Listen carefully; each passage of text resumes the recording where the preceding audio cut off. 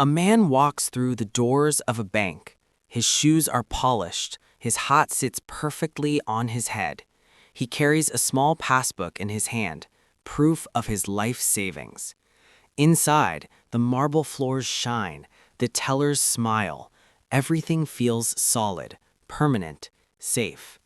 He believes his money is protected here, that it will grow, that his family's future is secure. He doesn't know that in a few short years, he'll stand in this same building, begging for what's already gone. This is the story of how an entire nation learned that trust can be broken in an instant, and how the damage took more than a decade to repair. The year is 1925. America is dancing. The Great War is over. Soldiers have come home. Factories are running. Cities are growing taller by the day. They call it the Roaring Twenties, and it feels like the whole country is roaring with it. Jazz music spills out of nightclubs. New cars roll off assembly lines faster than anyone can count. Radios bring the world into living rooms for the first time. Women cut their hair short and work in offices. Young men talk about fortunes made overnight. Everyone has a story about someone who got rich. The stock market is climbing. Every week, it seems to set a new record. And ordinary people, shopkeepers, teachers, factory workers, they start to believe they can join in. For the first time in American history, investing isn't just for the wealthy, it's for everyone. People talk about stocks at dinner tables. They read about them in newspapers. They hear their neighbors brag about profits. It feels like a ladder reaching straight into the clouds, and everyone wants to climb. The bank teller who opened this story, he's saving too, carefully, month by month, watching his balance grow. He dreams of buying a house, maybe sending his daughter to college. He believes the future is bright. And why wouldn't he? Everything around him says he's right. The newspapers say so. The politicians say so. Even the bankers say so. Prosperity is here to stay, they tell him. He believes them. But something is happening beneath the surface. People aren't just investing their savings anymore. They're borrowing. Banks are offering something new, something tempting. They call it margin trading. Here's how it works in simple terms. You want to buy $100 worth of stock, but you only have $10. The bank says, don't worry, we'll lend you the other 90. When the stock goes up, you sell. You pay back the bank, you keep the profit. It sounds perfect, risk-free, a shortcut to wealth. So people do it.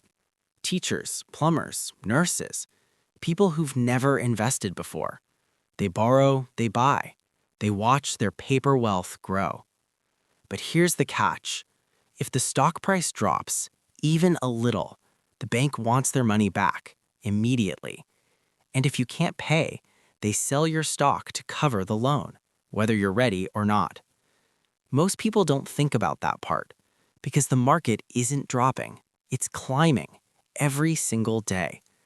By 1929, nearly everyone with a little money is in the market or thinking about getting in. The man with the polished shoes, he's bought a few shares himself with borrowed money. His wife worries, but he reassures her. Everyone's doing it, he says. We'll be fine. There are warning signs. Some economists notice that stock prices are rising faster than company profits. That doesn't make sense. A few bankers quietly start pulling their own money out, but most people don't see it, or they don't want to see it, because believing feels better than doubting, and doubt feels like missing out. So they keep buying, keep borrowing, keep climbing. The bubble grows larger and larger until one day in October, it stops. October 24, 1929. Later, they'll call it Black Thursday. This stock market opens, and immediately something is wrong. Prices drop. Fast. Too fast. Investors panic. They rush to sell, but there are no buyers. The tickers can't keep up. Information is delayed. No one knows what their stocks are actually worth. Fear spreads like fire. By the end of the day, billions of dollars in value have vanished. Just gone. Some bankers try to calm the panic. They buy stocks to stabilize prices. It works for a moment. People breathe. Maybe it's over. Maybe it was just a scare. But then comes Tuesday, October 29, 1929, Black Tuesday. The market collapses. Everyone is selling, screaming orders, begging brokers to get them out. But there's nowhere to go. Fortunes disappear in minutes. Men who were millionaires at breakfast are broke by lunch. The man with the polished shoes gets a call from his bank. His stocks are worthless. The money he borrowed, still owed. He hangs up the phone. His hands are shaking. His savings are gone.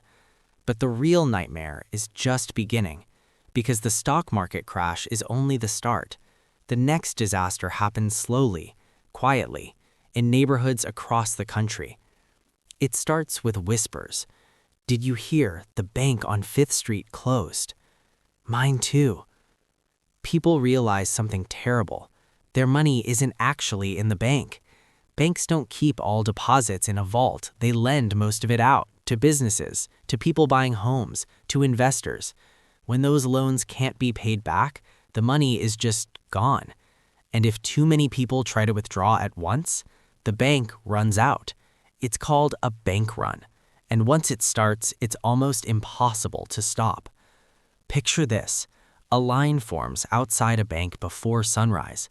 Dozens of people, then hundreds. Shoulders pressed together, breath visible in the cold morning air. They've heard the rumors. They're scared. Some have their entire lives in that building. Decades of work, every penny. The doors open. The first few people get their money. They walk out clutching envelopes, relief on their faces. But then, we're out of cash. The teller's voice is barely a whisper. The people still in line don't believe it at first. What do you mean out? Check the vault. That's my money. But the vault is empty. The money was loaned out months ago. It's not coming back. The crowd surges forward, shouting, pleading. Security tries to hold them back. The manager steps out. His face is pale. We'll reopen next week, I promise. But they won't. By the end of 1930, over 1,300 banks have failed. By 1933, nearly 10,000 banks are gone. 10,000. And with them, the savings of millions. The man with the polished shoes stands outside his bank. The doors are chained shut, a handwritten sign taped to the glass, closed until further notice. He doesn't cry, he just stares. Everything he worked for, gone. He's not alone. The streets are full of people like him. People who trusted, who saved, who believed the system would protect them. And now they have nothing. This is where the history books often move quickly. They talk about unemployment rates, GDP decline, policy responses. But let's slow down, because numbers don't show what this felt like. Imagine waking up one morning with a job, a home, a future, and 6 months later, you have none of those things. By 1933, 1 in 4 Americans is unemployed, 25%. That's not just a statistic. That's your neighbor, your brother, your father. Men who worked their entire lives suddenly have nothing to do, nowhere to go. They stand on street corners. They apply for jobs that don't exist. They watch their families go hungry. The shame is suffocating.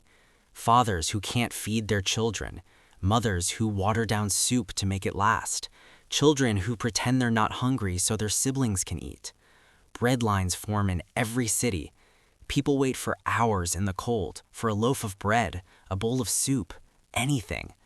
They don't make eye contact. They shuffle forward silently. Some of them used to be middle class, professionals, business owners. Now they stand in line like everyone else because hunger doesn't care about your resume. Families lose their homes, not because they were reckless, but because the bank that held their mortgage collapsed, or because they lost their job and couldn't make payments. Entire neighborhoods become ghost towns, doors boarded up, windows broken, lives abandoned. People move into shanty towns, makeshift shelters built from scrap wood and metal. They call them Hoovervilles, named bitterly after President Hoover, who promised prosperity. In these camps, families crowd together. No running water, no heat, no privacy. Children play in the dirt. Parents search for work that isn't there. This is America in 1932. Schools close, not because of summer, because towns can't afford to keep them open. Teachers aren't paid for months. Buildings fall apart. Textbooks run out. Children drop out to help their families, to search for work, to beg. 1 in 4 children suffers from malnutrition. They grow up shorter than they should, weaker. Some don't grow up at all. Families fracture. Fathers leave hoping to find work somewhere, anywhere, and never return. Mothers give children to relatives, orphanages, anyone who can feed them. Marriages break under the weight of fear and hunger. And through all of this, one question keeps echoing. How did this happen? How did we go from prosperity to ruin so fast? Who was supposed to protect us? The banks were supposed to be safe. The government was supposed to be in control. But both failed, and the people paid the price. The man with the polished shoes sits at his kitchen table. His wife stands behind him, her hand on his shoulder. They don't speak. There's nothing left to say. Tomorrow, they'll pack what they can carry. They'll leave the house they can no longer afford. Their daughter doesn't understand. She's too young. She asks when they're coming back. Her father doesn't answer. For years, the government doesn't know what to do. President Hoover believes the economy will fix itself, that government interference will make things worse. He urges patience, optimism, self-reliance. But you can't eat optimism. People grow angrier, desperate. They need action, not speeches. In 1932, they elect Franklin D. Roosevelt. He promises a new deal. The government will step in, create jobs, rebuild trust. It's a gamble. Nothing like this has been tried before. Roosevelt moves fast. He declares a bank holiday, closes every bank in the country for 4 days. People panic at first, but he explains, inspectors will examine each bank. Only the stable ones will reopen. It's brutal, but necessary. When the banks reopen, people see that the government is serious.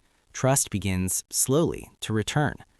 Then comes a revolutionary idea: deposit insurance. The government creates the FDIC, the Federal Deposit Insurance Corporation. From now on, if a bank fails, the government will repay depositors up to a certain amount. Your money is guaranteed, protected. It's a simple promise, but it changes everything. People start putting money back in banks, not because they trust the banks, but because they trust the guarantee. It works. Bank runs stop. The system stabilizes. Roosevelt doesn't stop there. The government creates jobs, building roads, dams, parks, bridges. The Civilian Conservation Corps puts young men to work planting trees and fighting fires.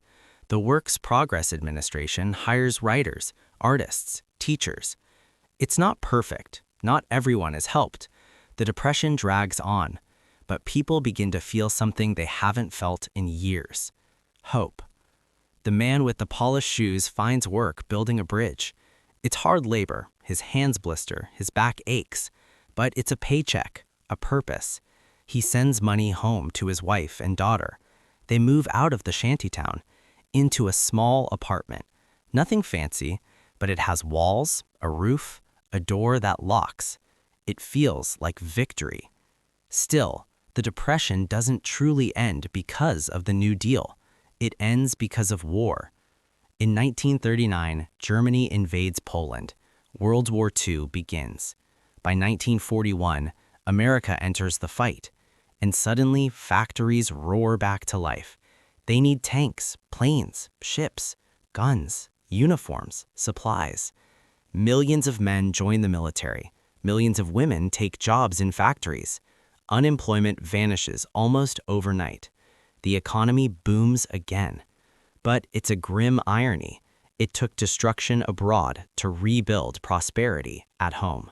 The war ends in 1945. America emerges stronger, wealthier, more powerful than before. The soldiers come home, the economy keeps growing. The Great Depression fades into history, but the lessons remain. The man with the polished shoes is older now. His daughter is grown. She's going to college, something he once thought impossible. He walks past a bank, the same one from the beginning. The marble floors still shine, the tellers still smile, but he sees it differently now. He knows that institutions can fail, that promises can break, that money is only as real as the trust behind it. He deposits his paycheck, but he doesn't forget. The Great Depression taught America, taught the world a few hard truths. First, markets can crash. Bubbles always burst. Optimism is not a strategy. Second, banks are not vaults. They're fragile systems built on confidence. When confidence breaks, everything collapses. Third, trust, once lost, takes years to rebuild. And it requires more than words. It requires action, accountability, reform. Fourth, government has a role, not to control everything, but to protect people when systems fail. And finally, suffering is not abstract. It's not numbers on a page. It's families, children, dreams deferred or destroyed. The policies born from the Depression, deposit insurance, financial regulation, social safety nets, were born from catastrophe. They weren't perfect, but they worked. For decades, they prevented another collapse of the same scale. But here's the uncomfortable truth. Memory fades. Generations pass. The people who lived through the Depression are gone now. And slowly, some of the protections they built have been weakened, removed, forgotten. History doesn't repeat itself exactly, but it rhymes. The lesson isn't complicated. When people believe money is safe, the system works. When they stop believing, it crumbles. Trust is everything, and trust must be earned, protected, never taken for granted. The man with the polished shoes is gone now too, but his story remains. Not in textbooks or documentaries, in the choices we make, the systems we build, the trust we decide to keep or break. The Great Depression wasn't inevitable. It was the result of choices, greed, negligence, overconfidence.